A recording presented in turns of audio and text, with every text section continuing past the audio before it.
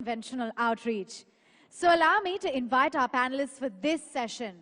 We have with us Zahir Merchant, Director of Legal and Corporate Affairs, QI Group of Companies; Tim Reed, host of Australia's #1 business podcast, The Small Business Big Marketing Show; Vijay Sardana, Head of Direct Selling at Assocham; Ashok Babu, Managing Director and Chairman, Smartway Group of Companies; Sunil Alag, he's the Chairman, SKA Advisors; and Sandeep Agarwal, Founder and CEO, Droom.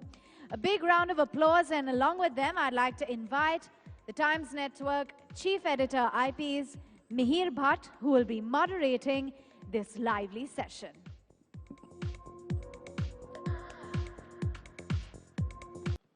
We have Mr. Vijay Sardana with us from Delhi, who's joining us from Delhi. The reason we have him is because he has prepared a full-fledged report for Assocham, which was presented to the government. And it has a lot of clarifications as far as direct selling and disruptive retail in India is concerned. Vijay, thank you for joining us.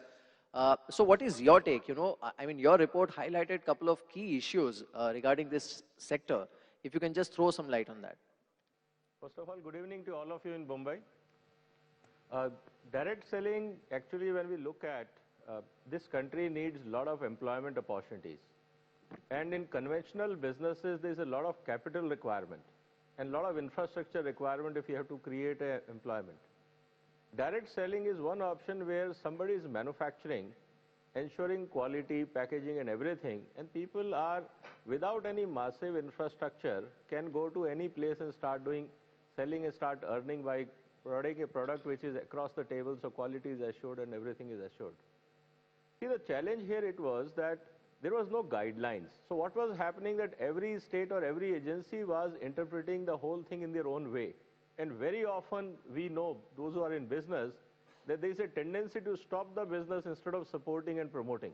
Because when you stop something, it shows that you have a power to do that.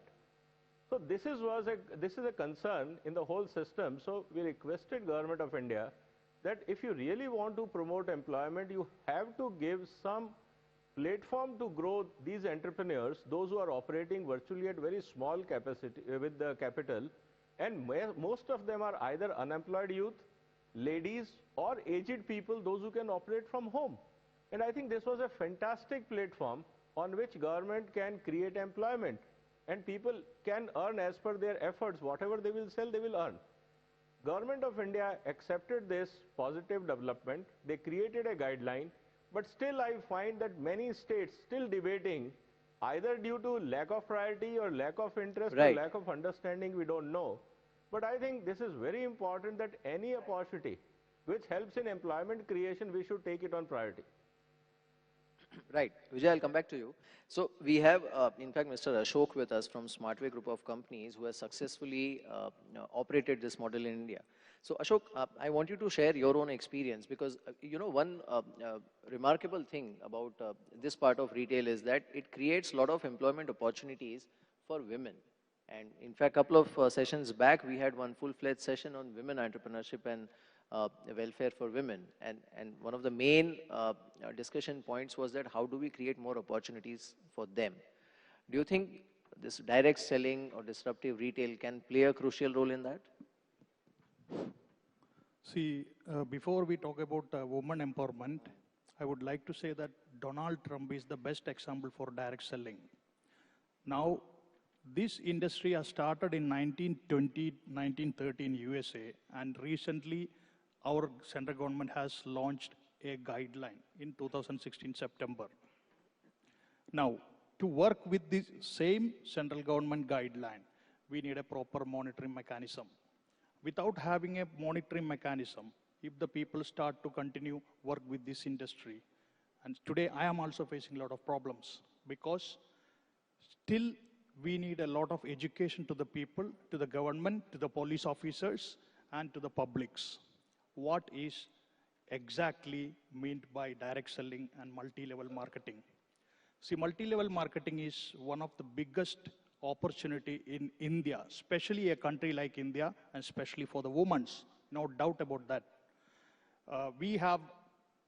But to get into that industry, or to become an entrepreneur in multi-level or direct sales industry, we need to support them for everywhere and each and every position of their life. According to the survey, creating entrepreneurs, India is on the 68th rank out of 137 countries. So where are we? And why we are not looking seriously into these type of problems and aspects of this direct selling industry 120, 130 years after one system is happening in India. Yeah. So we have to be more on the regulatory part. We have to be more on we have to give all the governments. Now, central government did a very good job, fantastic job that they at least recognized something. And But state governments have been lagging in recognizing or adopting the law. They have given the instruction to the state governments to implement and make a monitoring mechanism. See, without having any monitoring mechanism, how can we make sure that the people, the company, and the consumers are doing right?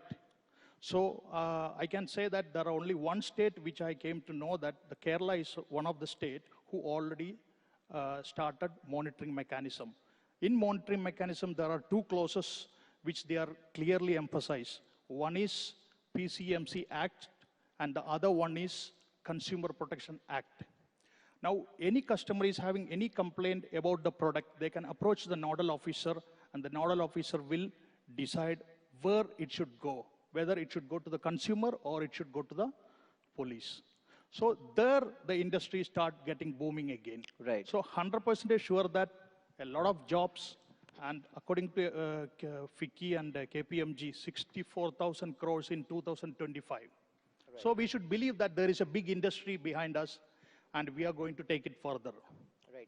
One of the parts of trust is that direct selling is wonderful to trust. A lot of the direct selling companies, the marketing behind it is based on party plan. It's a very social way